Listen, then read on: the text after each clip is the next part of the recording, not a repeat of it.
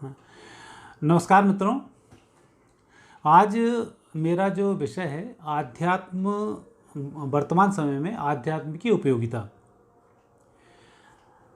सबसे पहले तो मेरा इस प्रश्न पे ही एक प्रश्न बनता है कि आध्यात्म की उपयोगिता ऐसी क्या ज़रूरत आन पड़ी कि इस प्रश्न पर लोग बोलें, लोग इसको समझें और आध्यात्म के लोग बात करें। इस प्रश्न का यदि उत्तर ही मैं देना चाहूँ और इस प्रश्न को समझाना चाहूँ तो सीधा सीधा एक प्रकृति को आपको समझना होगा, उस प्रकृति के सिद्धांत को समझना होगा और उसके अनुरूप फिर व्यक्ति की तरक्की को समझना होगा। तो इन सब तीनों चीज़ों के जब कॉम्बिनेशन को समझेंगे तब आपको मालूम पड़ेगा कि आधुनिक समय में आध्यात्म की क्या आवश्यकता है। प्रकृति को यदि हम लेते हैं, एक छोटे से हम इस स्वरूप में देखते हैं कि आध्यात्म की क्या आवश्यकता है। उस आवश्यकता में सबसे पहले तो यही होगा कि जो भी व्यक्ति होता है उस व्यक्ति के लिए तरक्की की आवश्यकता होती है। मनुष्य धीमे धीमे प्रगति करता चला गया और प्रगति करते करते आज वो इस स्थिति में आया। जैसे हम बात करें हमारे 10 अवतारों की, प्रकृति कहते हैं प्रलय से बनी है और प्रलय के बाद सबसे पहले मत्स्य अवतार हुआ, जहाँ मछली के रूप में अवतरण हुआ और भगवान ने मछली के रूप में एक अपनी सृष्टि की संरचना की। हालांकि मछली के बहुत सारे विभिन्न रूप हैं, यदि आप मछली का पूरा अध्ययन करेंगे तो आपको मालूम पड़ जाएगा कि प्रकृति कैसे उत्पन्न हुई है। फिर इसके बाद आवश्यकता आई ऐसे प्राणी की जो जमीन पर भी रह सके और पानी में भी रह सके। उसके बाद फिर कश्यप अवतार हुआ।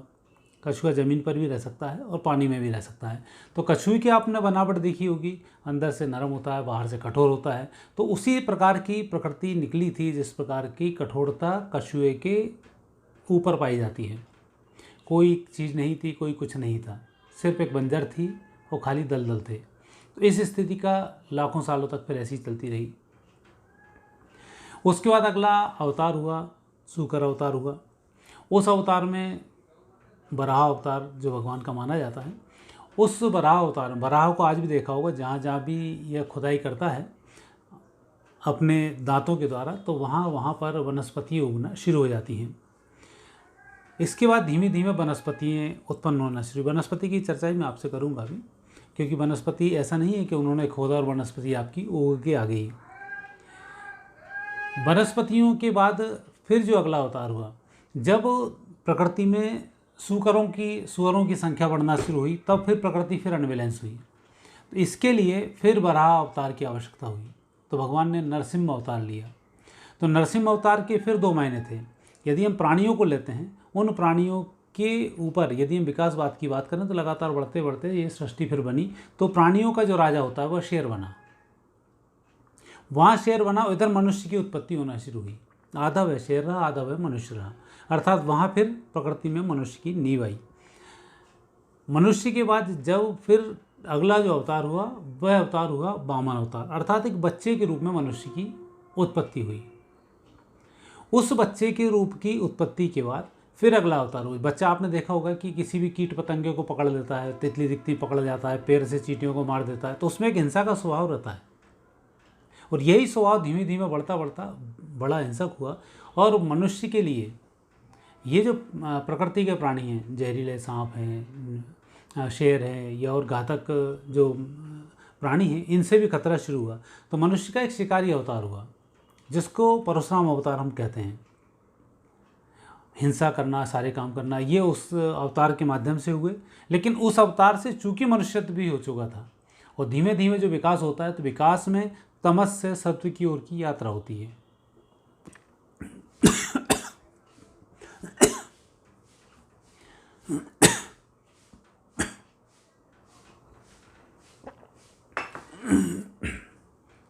तो वह तमस्व से जब सत्व की यात्रा हुई तो रजस में यहाँ उलझे हैं।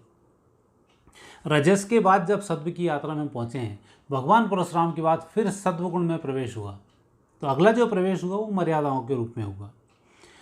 भगवान परशुराम ने प्रकृति में क्या क्या होना चाहिए, क्या मनुष्यता होनी चाहिए, क्या नहीं होना चाहिए, भगवान परशुराम ने सब समझाया। मनु के द्वारा फिर एक शास्त्र की रचना हुई, पर मनु का जो शास्त्र था बहुत कठिन था। उसको जीने के लिए भगवान को अवतार लेना पड़ा। भगवान राम का मनु के अनुसार जीवन जीने का उन्होंने सिखाया, एक मर्यादाओं की स्थापना की। उसके बाद मर्यादाएं हमारी आगे चली, लेकिन मर्यादाओं में कहीं ना कहीं कमी थी आनंद की।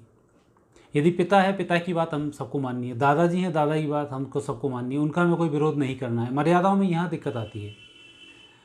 यदि कोई व्यक्ति बुजुर्ग है, सबसे बड़ा है और मानसिक रूप से बहुत ज़्यादा मजबूत नहीं है, या उसकी स्टडी उतनी बहुत ज़्यादा अच्छी नहीं है, अब वो पढ़े लिखे व्यक्तियों को कैसे हैंडल कर पाएगा अपनी पुरानी बातों से? तो वहाँ पर कहीं ना कहीं एक विरोध हो जाता है।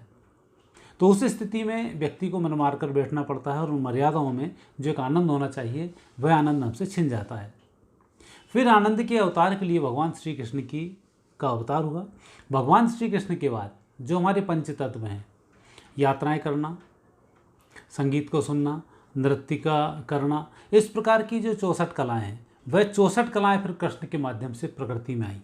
तो ऐसे प्रकृति धीमे धीमे आनंद की ओर चली गई।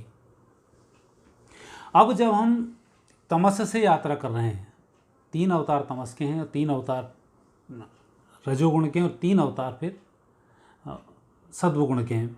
तो उन अवतारों में भगवान राम का, भगवान कृष्ण का एक सत्वगुण अवतार है, अगला अवतार फिर होना है जो पूर्ण सत्वगुण का एक अवतार होगा। और उस सत्वगुण के अवतार के लिए ही हमें आज आध्यात्म की आवश्यकता पड़ रही है, और हम उसी ओर जा रहे हैं। क्योंकि हमने देखा भगवान कृष्ण के जाने के बाद 3-4 हज़ार वर्ष उनके जाने के हुए, तो 4000 वर्ष में 3000 वर्ष तो हमारे बहुत अच्छे गए हैं। कृष्ण के जाने के बाद हम अपनी यात्राएं करते थे, हमारे सारे काम हुआ करते थे, हम आध्यात्मिक तरफ रहते थे। विक्रमादित्य जब आए, विक्रमादित्य ने आकर ज्योतिष की स्थापना की, खगोलीय चीज़ों की स्थापना की, और उसके बाद पढ़ाई में कुछ नए आयाम को जोड़े गए। सर्जरी भी फिर उसके समय से आई। हमारे खाने पीने के लिए मसालों का जो था, यह भी हमें उसी समय से हुआ। हमारी अन्य शिक्षाएं भी उस समय में बनना शुरू हुई। हमारे बांग भट्ट हुए, और कई सारे जो हमारे वैज्ञानिक थे उस समय में काफ़ी फले फूले। क्योंकि विक्रमादित्य के 9 जब रत्नों की बात करें तो उसमें इन सबों के नाम आते हैं। बराह मेहर भी हैं, ज्योतिषाचार्य जी हैं, बाघ भट्ट भी हैं। तो इनके माध्यम से हमें, बाघ भट्ट ऋषि के माध्यम से खाने का एहसास हुआ। भद्रबाहु ऋषि हुए हैं, उन्हों के माध्यम से ज्योतिष का भी एक कहीं ना कहीं आकलन हुआ। बराह मीर थे, बराह मीर के माध्यम से ज्योतिष की उत्पत्ति हुई। और ज्योतिष तो ये आपको पता ही है कि ज्योतिष के माध्यम से विज्ञान और साइंस की उत्पत्ति हुई है, क्योंकि उसकी गणनाएं ही वहाँ से प्रारंभ होती हैं। अब हम विक्रमादित्य के बाद तक काफ़ी सुखी संपन्न थे, और हमारी मैक्सिमम जो यात्रा थी वो सत्व की यात्रा थी। जब हम सत्वगुण की तरफ यात्रा करते हैं, तब रजोगुणी वाला व्यक्ति हो या तमोगुणी वाला व्यक्ति हो, वह सत्वगुण को 0 समझता है। और हमारी वो जो यात्रा थी, उस यात्रा में साइंस का सिद्धांत तो था, लेकिन चीज़ें कैसे बनी ये बीच में भूलना शुरू हो गए थे, और हम लकीर के फ़कीर बनकर उस चीज़ पर चलना शुरू हुए। जब लकीर के फ़कीर बन के चलना शुरू हुए, तो ऐसी स्थिति में पाखंड फैला। वहाँ राजाओं ने व्यक्तियों को चुना, उन पर शासन करना शुरू कर दिया। जैसे आपने सुना हुआ अंधेर नगरी चौपट राजा। तो ये जो थी, राजा का लड़का राजा बना, राजा के लड़के में यदि बहुत ज़्यादा बुद्धिमत्ता वाला नहीं है तो निश्चित रूप से पूरी प्रजा के लिए परेशानी खड़ी करता है। तो उसने वहाँ पर प्रजा के लिए परेशानी खड़ी करनी शुरू की। तो उस परेशानी में भी दिक्कत आनी शुरू हुई कि उससे हम पूर्ण रूप से परेशान होते रहे, और विपरीत परिस्थिति का हमें सामना करना पड़ा। और यही कारण था कि राजाओं ने लोगों पर अत्याचार करने शुरू किए। जो हमारी वेदोक्त वर्ण व्यवस्था थी, वेदोक्त वर्ण व्यवस्थाओं में यदि हम अध्ययन करते हैं तो हम ये पाते हैं, उसमें साफ साफ ये किया हुआ है कि जब एक परिवार के 4 सदस्य हों, जो सदस्य कम बुद्धि वाला हो, बलिष्ठ हो, वह अन्य व्यक्तियों की लिए कार्य करना शुरू करे, खेतीहर का काम करना शुरू करे, जिसको हमने शूद्र नाम दिया। दूसरा व्यक्ति कुछ जो समझदार है, वह व्यक्ति व्यापार व्यवसाय को करे और उससे उद्यम करके पैसा कमाए और परिवार का पालन पोषण करे। तीसरा व्यक्ति है, उसको हमने वैश्य नाम दिया। तीसरा वह व्यक्ति है जो क्षत्रिय है, जिसमें विपरीत परिस्थिति में वह हमारे परिवार की विपरीत लोगों से रक्षा कर सके, तो वो क्षत्रिय वर्ण में हुआ। और एक व्यक्ति था जिसको ब्राह्मण वर्ण में रखा, वह व्यक्ति बुद्धिमान होता था। उसका यह कर्तव्य था कि वह इन सबों को शिक्षित करे और शिक्षा के माध्यम से जो हमारा मूल उद्देश्य है भारतीय संस्कृति का, अहम ब्रह्मास्मि, उस सिद्धांत को पूर्ण रूप से लेकर आना, तो वह ब्राह्मण की हमारे यहाँ ड्यूटी थी। तो इसीलिए जो हमारे यहाँ मूल तत्व में कहा गया है कि ब्राह्मण के पास 6 विधाएँ होती हैं। 6 विधाएँ कौन कौन सी होती हैं? वह शिक्षा ग्रहण करेगा, दूसरा शिक्षा ग्रहण करवाएगा, दूसरों को शिक्षा का दान करेगा, तीसरा हवन करेगा, चौथा हवन का भी दान कराएगा, पांचवा वह दान करेगा और छठवा वह दान लेगा। मतलब उसको सारे अधिकार हैं लेने देने के। दूसरा जो वर्ण आता है हमारे यहाँ, वह दूसरा वर्ण है क्षत्रिय वर्ण। क्षत्रिय वर्ण का जो व्यक्ति आता है वह व्यक्ति शिक्षा ग्रहण करेगा, दूसरों को शिक्षा ग्रहण करवाएगा, यज्ञ करेगा, यज्ञ करवाएगा नहीं, वहाँ पर अलग अंतर आता है, वह यज्ञ करेगा। तीसरा, वह व्यक्ति कमाएगा और अपने समाज की रक्षा करेगा। तो ये उनके 5 वर्ण हैं। फिर वैश्य समुदाय का था। वैश्य समुदाय में व्यक्ति शिक्षा ग्रहण करेगा, शिक्षा ग्रहण करवाएगा, वह यज्ञ करेगा और यज्ञ के साथ साथ वह दान करेगा और उस दान के माध्यम से अपने परिवार का भरण पोषण भी करेगा। और चौथा जो शूद्र व्यक्ति होता है, उस शूद्र व्यक्ति की विशेषता होती है कि वह व्यक्ति शिक्षा ग्रहण करेगा, मतलब शिक्षा ग्रहण करना उसका अधिकार है, शिक्षा दान नहीं करेगा। चूंकि वो पूर्ण शिक्षित नहीं है इसलिए वो शिक्षा का दान नहीं कर सकता है, लेकिन हवन हवन करेगा, मतलब उसको भी पूजन पाठ और हवन करने का अधिकार है, लेकिन हवन के साथ किसी अन्य 2 समुदाय के लोगों के साथ बैठेगा। वो या तो ब्राह्मण के साथ बैठकर हवन करेगा, या वैश्य के साथ बैठकर हवन करेगा, क्षत्रिय के साथ बैठकर हवन करेगा, उसके साथ वह हवन करेगा और उसमें जो वैश्य होगा वो उसके पैसे की व्यवस्था करेगा। तो उस प्रकार से हमारे यहाँ सब व्यवस्थाएं बटी हुई थी। लेकिन जो परिस्थिति आई, उस परिस्थिति के अनुसार इन राजाओं ने, विपरीत विधर्मी लोगों ने, इन लोगों ने इन 4 वर्णों को में से शूद्र वर्ण को सबसे हीन वर्ण माना। जबकि हमारा वेद बोलता है कि जब आप शाम को इकट्ठे होंगे तो सारे एक साथ बैठकर भोजन करेंगे। और हुआ क्या इसका विपरीत, कि जैसे ही हमारी विक्रमादित्य के बाद का जो समय आया, उस समय के कुछ वर्ष के बाद, 50-60 वर्ष ही हुए हैं, उनके बाद फिर ये विकृति आनी शुरू हुई कि हम शूद्रों को अलग रखना शुरू कर दिया, उनके हाथ का हमने खाना कम कर दिया, हमारे यहाँ एक कहीं ना कहीं छुआछूत धीमे धीमे प्रवेश करना शुरू कर गई। जबकि हमारे यहाँ आज भी पारिवारिक सुख में, परिवार के किसी अच्छे माहौल में, शादी विवाह में, आज भी हमारे यहाँ यदि कहीं व्यक्ति के साथ कुछ चीज़ आती है तो इनके भी सामान इसमें आते हैं। हमारे यहाँ महतरनी बाई इसको बोला, महतरानी बाई इसको बोला जाता है, उसके लिए भी साड़ी आती है, उसके लिए भी लड़की वालों या लड़के वालों की तरफ से एक भेंट आती है। अन्य लोगों के साथ भी ऐसा ही है। आप अपने जो भी आपके नियम में देखेंगे तो सबके नाम से सब व्यवस्थाएं होती हैं, लेकिन ये व्यवस्थाएं चरमराना शुरू हुई। उस समय में जो राजा थे आतताई हो चुके थे। यदि हम इससे पहले की बात करें, मुगल आने से पहले, और सोमनाथ की यदि बात करें तो सोमनाथ का जो मंदिर टूटा है, मंदिर टूटने के लिए जो वहाँ के मठाधीश थे, उन मठाधीश ने ही वहाँ के लोगों को श्राप दिया, पंडितों को, कि आपका तो सत्यानाश हो जाए। उसका जब मोहम्मद गजनवी आया और उन मठाधीश ने मोहम्मद गजनवी की मदद की है, उसके माध्यम से उसने मंदिर को तोड़ा है। जहाँ पर दासी प्रथा, वेश्या प्रथा, इतनी सारी प्रथाएं वहाँ पर हो गई थी जो एक भारतीय संस्कृति के बिल्कुल विपरीत थी। तब फिर वहाँ पर इन लोगों का, मलेच्छों का प्रवेश हुआ, विधर्मी लोगों का प्रवेश हुआ। उस प्रवेश के बाद इन्होंने जो परेशान करना शुरू किया, राजाओं को परेशान करना शुरू किया। राजा का लड़का राजा हो रहा है, समझ है नहीं है, वो एक हमारी संस्कृति विपरीत हो चुकी थी। उस संस्कृति के बाद जब ये विधर्मी लोग, फिर उन्होंने, जब तक औरंगजेब और ये लोग आए, जिनके आतताई के आपने किस्से सुने होंगे, औरंगजेब ने कहा मैं 50 साल के अंदर भारतीय संस्कृति को नष्ट करके मुस्लिम संस्कृति को इस्लामीकरण इसका कर दूंगा। तो खुद ही किस मौत को मरे हैं वो खुद ही जानते हैं। और आपने पढ़ा भी होगा कि औरंगजेब की मृत्यु कितनी खतरनाक हुई है, और पूरे देश को तो क्या 1/4 देश पर भी वो अपना शासन नहीं कर पाए। चूँकि दिल्ली के शासक थे इसलिए कहा जाता है कि यहाँ के बड़े शासकों में गिने जाते हैं। जबकि ये था कि शिवाजी के भाई और उनके बहुओं ने उसको औरंगाबाद से बाहर नहीं निकलने दिया, इतना बुरी तरह से ग्रसित किया और उसकी वहाँ पर मृत्यु हुई। उसके बाद जब इनके शासन में इतने अत्याचार बढ़ गए कि बहू बेटियों को उठा ले जाना, जो भी दिख जाता है तलवारों के माध्यम से धर्म का परिवर्तन करा देना, ये एक भयंकर अपराध उस समय में चल रहे थे। परिवार में ले जाते थे, किसी लड़की को उठा लाते थे, मुस्लिम बना देते थे, फिर पूरा मुस्लिम समुदाय उस परिवार पर दबाव बनाता था मुस्लिम होने के लिए, उस समाज पर दबाव बनाया जाता था इनको घर से बाहर, इनको समाज से बाहर करने के लिए। तो मजबूरी में लोग उनको समाज से बाहर करते थे, सब के सब मुस्लिमों में कन्वर्ट हो जाते थे। तो ये जो आतताई स्थिति बन रही थी, इस स्थिति को फिर भगवत सत्ता ने परिवर्तित किया और वहाँ पर फिर अंग्रेज आए। अंग्रेज़ों ने इनका जवाब इन्हीं के रूप में दिया और मुग़लों को हराकर वहाँ पर एक अंग्रेज व्यवस्था चालू हुई।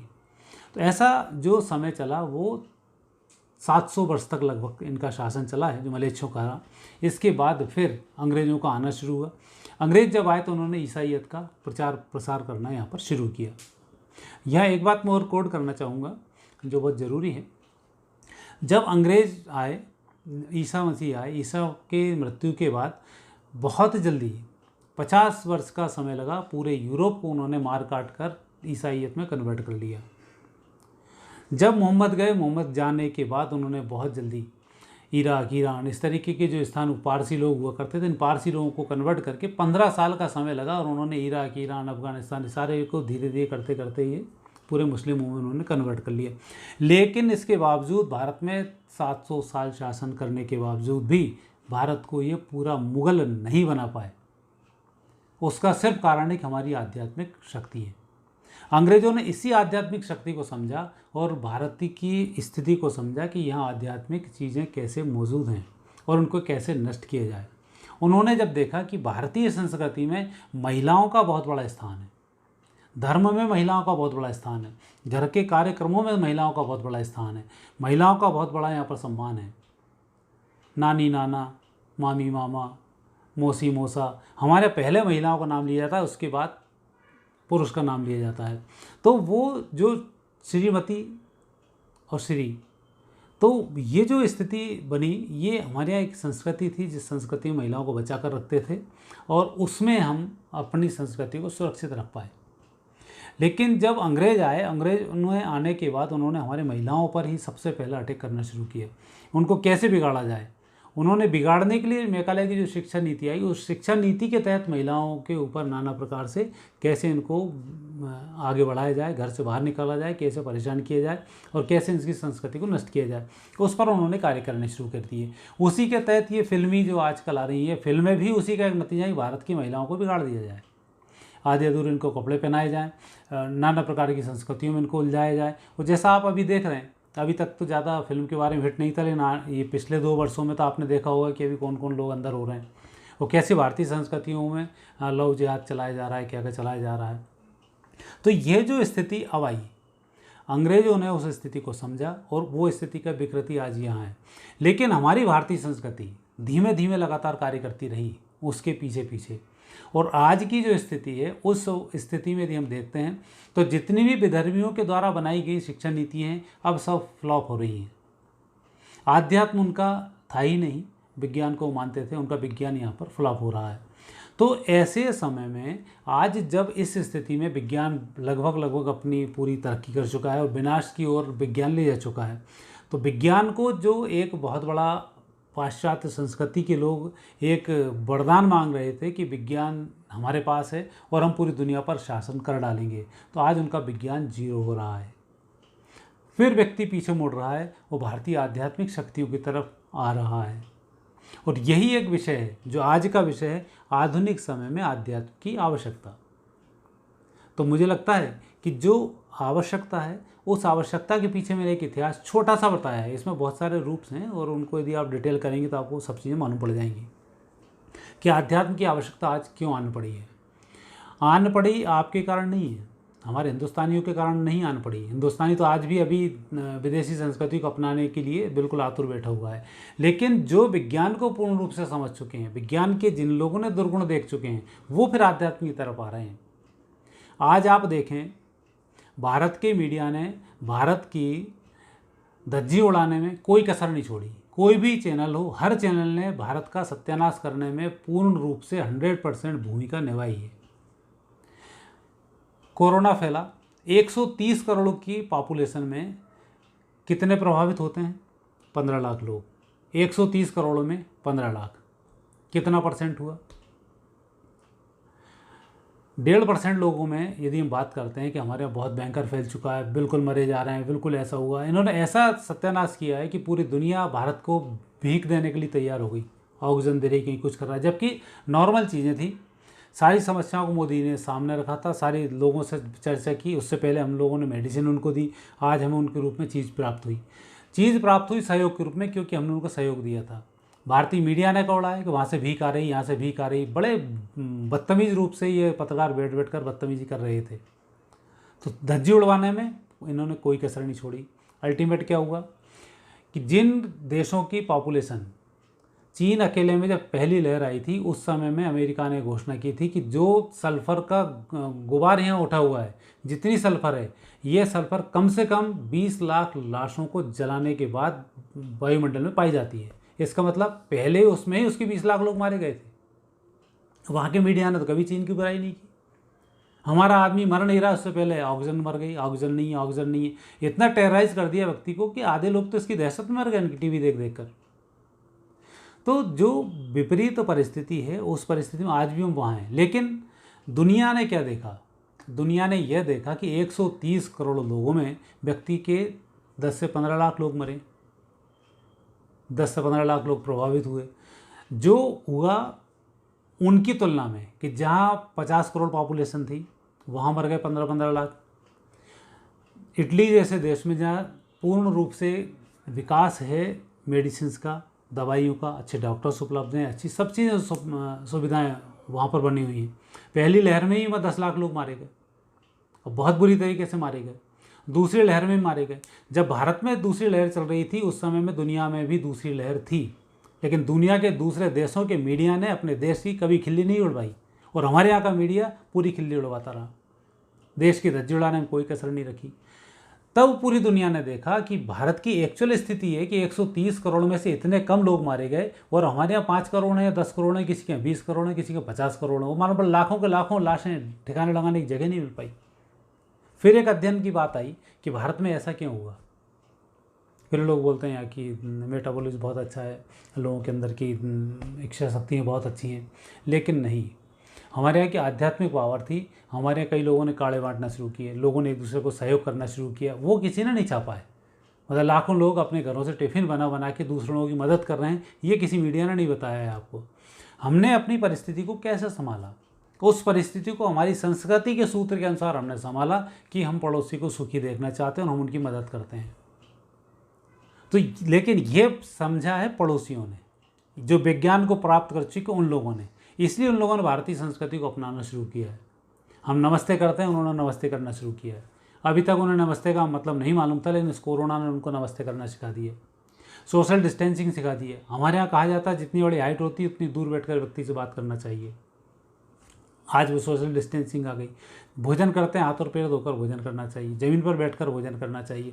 तो ये हमारी संस्कृति के हिस्से हैं। इन हिस्सों पर अंग्रेजों ने टेबल कुर्सी पर बैठकर करना शुरू किया। तो टेबल कुर्सी पर बैठकर हम भोजन करते हैं, पेट बढ़ जाता है। तो मैक्सिमम जिनके घरों में डाइनिंग टेबल हैं उनके सबके पेट आपको बड़े मिलेंगे। महिलाएं बैठ के खाना बनाती थी, आज महिलाएं खड़े होकर खाना बनाती, सबके कूल्हे बड़े मिलेंगे। तो जो विज्ञान जैसे जैसे तरक्की कर रहा है वैसे वैसे उसके साइड इफ़ेक्ट्स हैं, हमारे पास आज आ रहे हैं। अमेरिका में आज से ज़्यादा मोटापा है, 30% लोग मोटापे से ही ग्रसित हैं। अब हमारे 30% नहीं, अभी तो हमारे 5 और 10% ही है। तो उन 30% में हुए उन्होंने रिसर्च करना शुरू किया, भारतीय संस्कृति को अपनाना शुरू किया और आध्यात्म की वहाँ पर उन्होंने चर्चा की। तो इस तरह से जो परिस्थिति मूव करती चली गई, वह आध्यात्म की चर्चाएँ ऐसे आना शुरू हुई। तो इसलिए हम इस आध्यात्म की तरफ आगे बढ़े हैं और आज आध्यात्म की आवश्यकता आन पड़ी है। आन भी आवश्यकता इसलिए पड़ी कि अब हम तरक्की कर रहे हैं। जैसे पंचकोशों की लोग चर्चा करते हैं, पंचकोशों में सबसे पहला अन्नमय कोश। अन्नमय कोश में सबसे अच्छा हमारा भोजन होना चाहिए। भोजन का मतलब खाली रोटी दाल सब्जी से नहीं है। भोजन का मतलब हमारी पंच ज्ञानेंद्रियाँ जो ग्रहण करें। कान अच्छा सुने तो हमें अच्छा सुनना चाहिए। फालतू का म्यूजिक, ये उटपटांग म्यूजिक सुनने के लिए हमारे कान नहीं है। दूसरे की बुराई सुनने के लिए हमारे कान नहीं है। चुगली सुनने के लिए हमारे कान नहीं है। हमारे कान भगवत नाम सुनने के लिए बने, भगवान का भजन सुनने के लिए बने, मधुर संगीत सुनने के लिए बने, आपस में संवाद बहुत अच्छा हो उसके लिए बने। तो हमें उत्तम कानों के लिए श्रवण करना चाहिए। तो इसलिए श्रवणम, भक्तियों में जो श्रवण है वो भी आता है कि भगवान के नाम का आप सुने, अच्छे लोगों की आप कहानी कथाएं सुने ताकि आप अपने को परिवर्तित कर सकें। सुपाच्य भोजन करें। जीभ पर हमारे सरस्वती का स्थान माना गया है, और सरस्वती के माध्यम से जब हम मांसाहार करेंगे तो सरस्वती को कैसा लगेगा, इसलिए पहले ही कह दिया है जीभ के ऊपर सरस्वती होती है, ताकि आप ध्यान रखें सरस्वती बैठी हुई है इसलिए सुपाच्य भोजन देना है। सरस्वती को मीठा पसंद है इसलिए ज़्यादा तीखा नहीं खाना है, ज़्यादा उल्टा पुल्टा नहीं खाना है, आप उसका ध्यान रखेंगे। सुगंध अच्छी लेंगे, गंदे वातावरण से बाहर रहेंगे, साफ़ सफाई रखेंगे, सुगंधित वातावरण बनाएंगे, घर में क्यारी लगाएंगे, फूल लगाएंगे ताकि अच्छी हमें सुगंध आए और सुगंध के माध्यम से हमारा मन प्रसन्न हो। इसलिए सुगंध के रूप में हम भगवान को पुष्प अर्पित करते हैं पूजन के समय में। आज तो फूल ही नाना प्रकार के, सुगंध तो गायब, कलर इनके आ चुके हैं, तो उसमें थोड़ा सा आपको ध्यान रखना पड़ेगा। आँखों से हम क्या देख रहे हैं, आँखों का भोजन देखना है। आँखों का भोजन ऊटपटांग चलचित्र नहीं देखना है जो आजकल देख रहे हैं, और अभी तो एक सेठ जी फंस गए हैं उसमें, पूर्ण फिल्मों में। तो जो फिल्में बनाई जा रही हैं और इस तरीके के हम देख रहे हैं तो ये हमारी आँखों के लिए ठीक नहीं है। हमारी आंखें प्रकृति को देखने के लिए बनाई हैं, भगवान के स्वरूप को देखने के लिए बनाई हैं, भगवान ने सत्ता बनाई है उसको देखने के लिए बनाई है, उसको आत्मसात करने के लिए बनाई है। तो उस प्रकार से हमारा ये सब भोजन है, इसलिए अन्नमय कोश कहा जाता है। अन्नमय कोश में खाली रोटी मत समझ लेना, वो पूरा होता है। जैसा खाओगे अन्न वैसा होगा मन, जैसा पियोगे पानी वैसी बोलोगे वाणी। तो जैसा अन्न होगा वैसा हमारा मन बनना शुरू होगा। जब मन बनेगा तब हम विज्ञान की तरफ प्रवेश करेंगे, और आज हम विज्ञान के रूप से समझ चुके हैं विज्ञान की कितनी आवश्यकता है।